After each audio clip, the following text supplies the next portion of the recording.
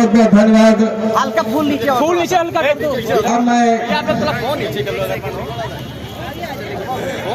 अपने सभी सम्मानित साथियों का स्वागत सम्मान करते हैं, कितना धैर्य बना के रखा और सच में जिससे बाबा भीमराव अंबेडकर जी को नमन करते हुए, मानवर साहब कांजीराम जी को नमन करते हुए, हमारी आदर्श नेता उत्तर प्रदेश राज्य की 4 बार मुख्यमंत्री रह चुकी सुश्री बहन कुमारी मायावती जी, जो कि हमारी प्रेरणा स्रोत हैं, उनके निर्देश पर आज ये आपकी बहन, आज ये बेटी आपके इस बाराबंकी जिले के जैतपुर विधानसभा में मौजूद है। आप सभी को मेरा बहुत बड़ा जय भीम।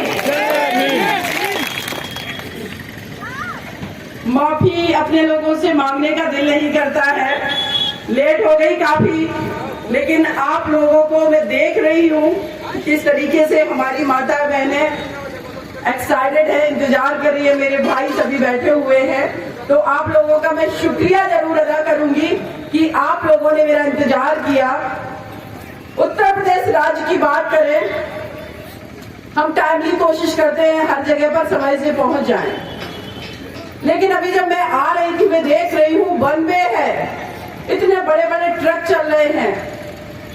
ये सड़कें किसने नहीं बनवाई? बीजेपी की सरकार और समाजवादी पार्टी की सरकार ने 2012 से 17 तक जिनका शासनकाल रहा और 2017 के बाद आज तक जिनका शासनकाल है, उनसे ये जवाब जैतपुर की जनता मांगेगी, जैतपुर के लोग मांगेंगे कि ये सड़कें क्यों नहीं बनी, किसानों की हत्याएं क्यों हुई, व्यापारियों की हत्याएं क्यों हुई, और हमारे उत्तर प्रदेश राज्य में महिलाएं क्यों सुरक्षित नहीं है। मुझे पूरे देश ने प्यार सम्मान दिया क्योंकि मैंने दिल्ली में एक हमारी बिटिया, हम सबके किसी के घर की बेटी हो सकती थी, निर्भया, उसके साथ जो अपराध हुआ था उसके लिए मैंने 4 लोगों को फांसी की सजा करवाई। लेकिन हम लोग कितने लोगों को फांसी की सजा करवाते रहेंगे? हमारा उद्देश्य किसी को फांसी पर टंगवाना नहीं, हमारा उद्देश्य है कि हमारी आपके घरों की बेटियां सुरक्षित हों। लेकिन उत्तर प्रदेश राज्य की योगी सरकार बेटियों को तो सुरक्षा नहीं दे पा रही है, उल्टा जब हमारी बेटियों के साथ कोई अपराध होता है तो उस परिवार को ये प्रताड़ित करते हैं, उस परिवार को ये अत्याचार करते हैं। इस सब का एग्जाम्पल आप लोगों ने हाथरस में जो घटना हुई थी उस घटना में देखा होगा। एक सुबह के समय हमारी बच्ची खेत में काम कर रही है, 4 लोग उसके साथ बलात्कार करके उसका मर्डर करते हैं, और जब वो माँ कहती है उत्तर प्रदेश सरकार से कि मेरी बिटिया का अंतिम संस्कार मुझे करने दो, मुझे आखिरी बार देखना है, लेकिन उत्तर प्रदेश के मुख्यमंत्री ने जबरदस्ती उस बिटिया को रात के समय मिट्टी का तेल डाल के जलवा दिया। ऐसी सरकार है ये, और ऐसी सरकार को आपको जवाब कैसे देना है? आपको ऐसी सरकार को जवाब देना है अपने वोट के अधिकार से। आपके वोट के अधिकार में वो ताकत है, बड़े से बड़े शहंशाह, बड़े से बड़े निरंकुश राजा महाराजा सब हिल जाते हैं। आज ये बहन आपके समक्ष खड़ी हुई है, उषा गौतम जी, इस जयपुर की धरती से आप इनको इतने भारी मतों से जिता करके भेजिए और अन्य पार्टियों के जो प्रत्याशी हैं उनकी जमानत जब्त करा दीजिए। आप समझ लीजिए कि जिस दिन आपने ये कर लिया, जब यहाँ पर चुनाव है, आप मान लीजिए कि उत्तर प्रदेश के योगी आदित्यनाथ जी को अपने सत्ता से बेदखल कर दिया। ये पावर हमारी महिलाओं के एक एक वोट में, हमारे भाइयों के, हमारे बड़े बुजुर्गों के, हमारे आपके घरों में पढ़ने वाले बच्चे, हम किस उम्मीद से पढ़ाते हैं हमारे बच्चों को कि कल हमारा बेटा जाकर के नौकरी करेगा, हमारे घर में थोड़ा माहौल ठीक होगा, हम अच्छे कपड़े पहन सकेंगे, अच्छा खाना खा सकेंगे, अगर बीमार होंगे तो अपना इलाज करा सकेंगे। लेकिन ये सरकार पिछले 5 सालों में बीजेपी सरकार ने हमारे आपके घरों के युवाओं को नौकरियां नहीं दी, क्योंकि वो नहीं चाहते हैं कि आपके घर का बच्चा पढ़ करके नौकरी करे, क्योंकि अगर नौकरी करेगा, आगे बढ़ेगा, तो ये अपनी गुलामी नहीं करवा पाएंगे। और ये गुलामी कैसे करवाते आपको पता है, ये गुलामी करवाते हैं, कहेंगे आपसे नौकरियां नहीं है, लेकिन हम आपको फ्री में खाद्यान्न दे रहे हैं, चीनी दे रहे हैं, गेहूं दे रहे हैं, लेकिन ये लोग आसमान में हेलीकॉप्टर में उड़ेंगे और हम लोगों को ये कहते हैं फ्री में हम ये सारा सामान दे रहे हैं। फ्री में ये जो आपको राशन मिल रहा है, उससे ज्यादा तो इनके आवारा पशु हमारे किसान भाइयों के खेत चर जा रहे हैं। और खेत ही नहीं चल रहे हैं। आप सोचो, एक किसान, एक मजदूर दिन भर पसीना बहा करके संघर्ष करके अपनी खेती किसानी कर रहा है, रात के समय वो सुकून में अपने घर में नहीं सो सकता है, क्योंकि जा करके इन पशुओं को भगाना है। ये कैसी इनकी नीतियां हैं। बेरोजगार हमारे युवाओं को रखा हुआ है, नौकरी नहीं दे सकते, लेकिन किसानों का, मजदूरों का इन्होंने जीना हराम कर रखा है। इसका जवाब आपको देना है। जब हमारे किसान भाई मांग करते हैं कि इन आवारा पशुओं को रोका जाए, तारबंदी की जाए, डीएम को लेटर देते हैं, डीएम सुनवाई नहीं करते हैं। लेकिन हमारी बहन जी का जब शासनकाल था, याद करिए 2007 से 12 वाला, बहन जी ने वो करके दिखाया जो इस देश के अंदर किसी राज्य और इस देश की सेंट्रल गवर्नमेंट ने भी नहीं किया। कैसे कानून का राज स्थापित होता है, कैसे गुंडागर्दी खत्म होती है, कैसे माफिया थर-थर कांपते हैं। उत्तर प्रदेश में जो माफिया राज था, जो गुंडे लोग थे, बहन जी के शासनकाल में डर के वजह से नेपाल आसपास के राज्यों में भाग जाते थे। लेकिन आज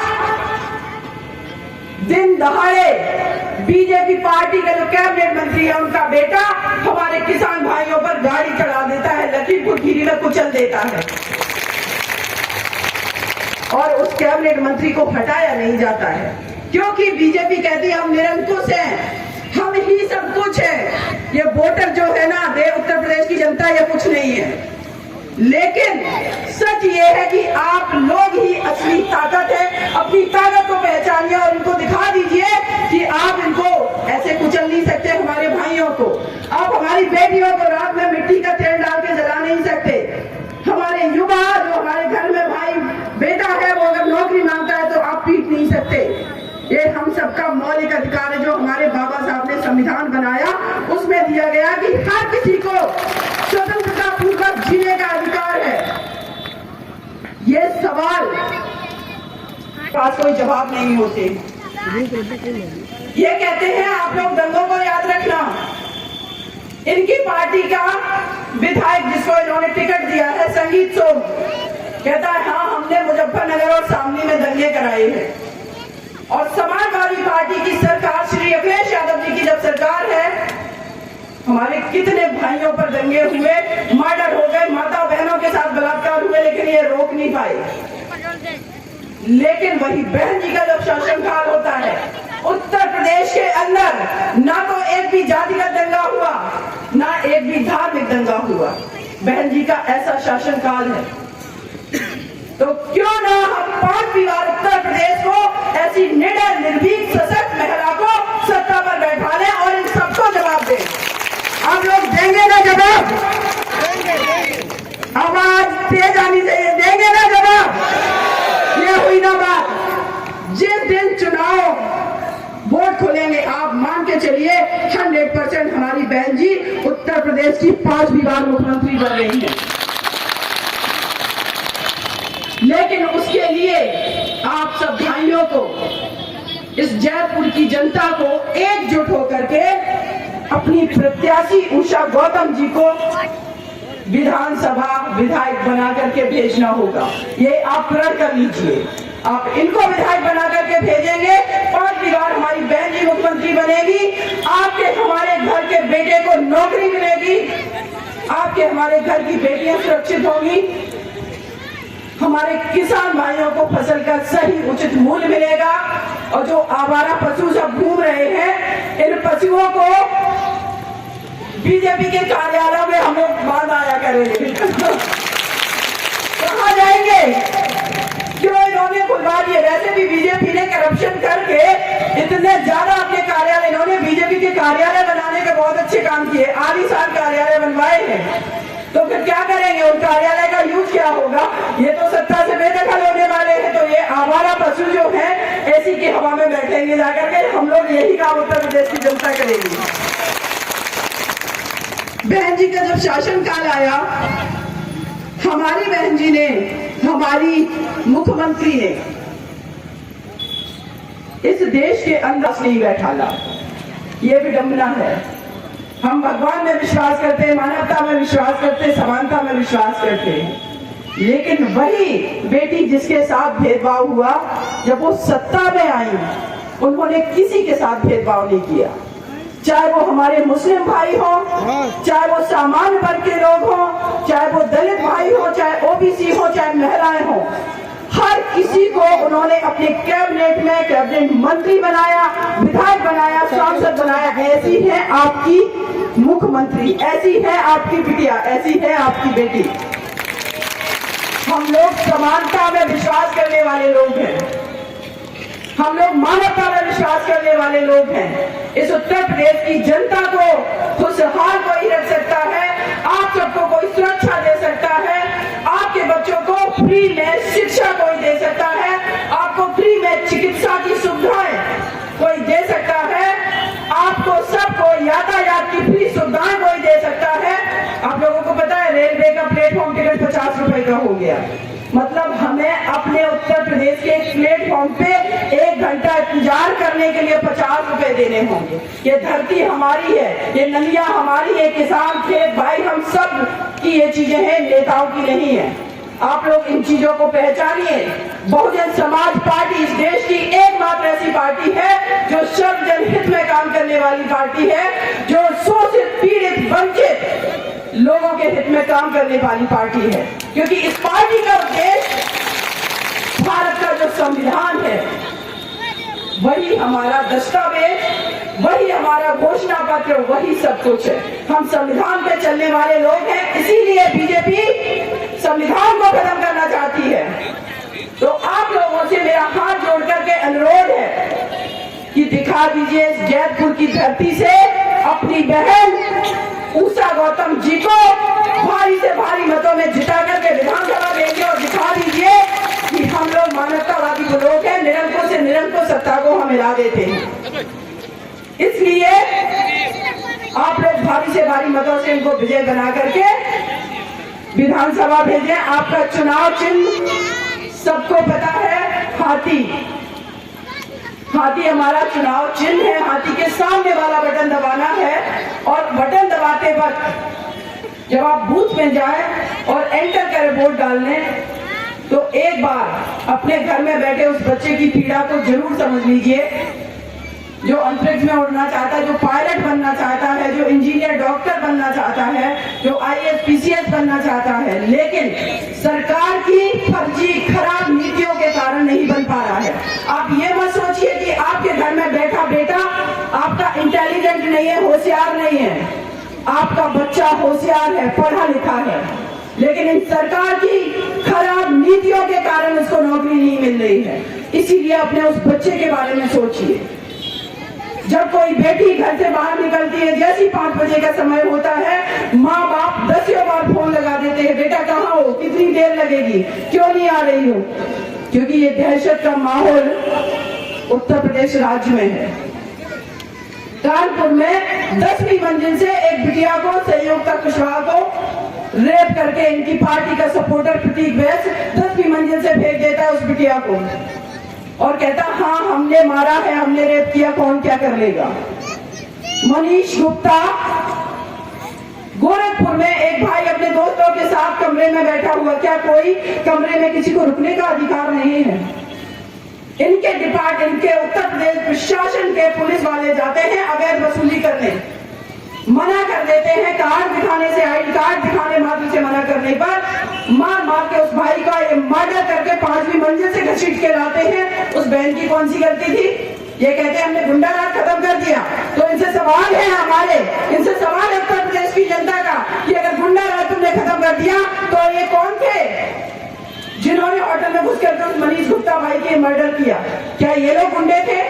क्या आपने संरक्षण अपने प्रशासन ने ऐसे लोगों को दे रखा है? ऐसे सवाल करने हैं। हमारी यहाँ माता बहनें बैठी हुई है, 360 या 400 रुपए का सिलेंडर था गैस का, अभी कितने का बताइए? 1100 का।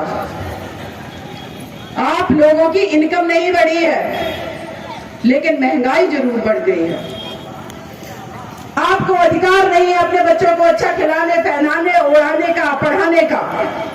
ऐसी सरकार है ये। महंगाई से पूरे उत्तर प्रदेश, पूरे देश की जनता त्रस्त है।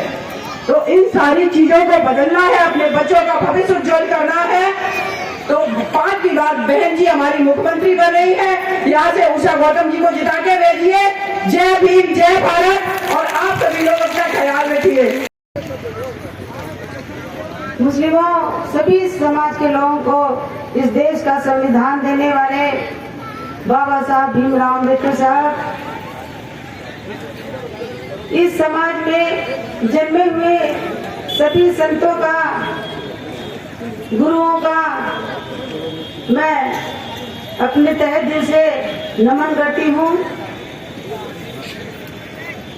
आज की इस चुनावी जनसभा में आए हुए हमारे मुख्य अतिथि माननीय मुमताज अली जी, माननीय धर्मेंद्र प्रताप सिंह जी, माननीय मोहत राजदान जी, दिग्विजय सिंह जी, अजय गौतम जी, मुख्य सेक्टर प्रभारी, एडवोकेट आरपी गौतम भाई, अनिल कुमार गौतम जी, राजेश गौतम जी, जिला पंचायत सदस्य जमील अंसारी जी, प्रदीप गौतम जी, सेक्टर प्रभारी, मोहम्मद फैज खान सभासद सतरिक, इरशाद भाई भानौस, माखन यादव कटवा, शाह आलम रिजवी जी, बंशी लाल गौतम जी, सर्वेश पाल जी, हरिराम गौतम जी, प्रमोद गौतम जी, मनीष गौतम जी, अमन कनौजिया, नगर अध्यक्ष सिद्धार्थ, संतोष गौतम जी, हसीब अहमद जैतपुर, हाजी सैयद हुसैन जैतपुर, आरडी राव जी जो हमारे पार्टी के कप्तान हैं, बहुत पुराने कार्यकर्ता हैं, रमेश गौतम जी, रामू गौतम जी, हाजी शीश मोहम्मद जैतपुर, इनका मैं हार्दिक अभिनंदन करती हूँ। हाजी अमजद अली जी जो जयपुर के निवासी हैं, तथा सामने बैठी हुई जनता, माताएं, बहनें, बच्चे, बुजुर्गों और भाइयों का मैं हार्दिक स्वागत और अभिनंदन करती हूँ। ये चुनावी जनसभा है और मैं आप लोगों से, आप जो सामने बैठी हुई जो जनता है, मैं उससे अपील करना चाहती हूँ कि बहन जी ने जो हमें अपना आशीर्वाद देकर आपके बीच भेजा है एक विश्वास के साथ, तो उस विश्वास को कायम करते हुए आप लोगों से मेरा हाथ जोड़कर निवेदन है और प्रार्थना है कि आप सभी लोग हमें अपना आशीर्वाद स्वरूप एक एक वोट हमें देकर हमें भारी मतों से विजयी बनाए, जिससे हम अपना एक वोट देकर माननीय बहन जी को मुख्यमंत्री बना सकें। इसके साथ आप सभी लोगों से एक शेर के सुनाकर मैं अपनी बात को समाप्त करना चाहूंगी। चलेगा ना रहेगा साइकिल, ना रहेगा फूल, तख्त बदल लो, ताज बदल लो, बेईमानों का राज बदल लो। जय हिंद, जय भारत, खुदा हाफिज, सलाम वालेकुम। सब्सक्राइब करें आपके अपने चैनल समता आवाज़ टीवी को, बेल आइकन दबाना ना भूलें सबसे पहले हमारी वीडियो देखने के लिए।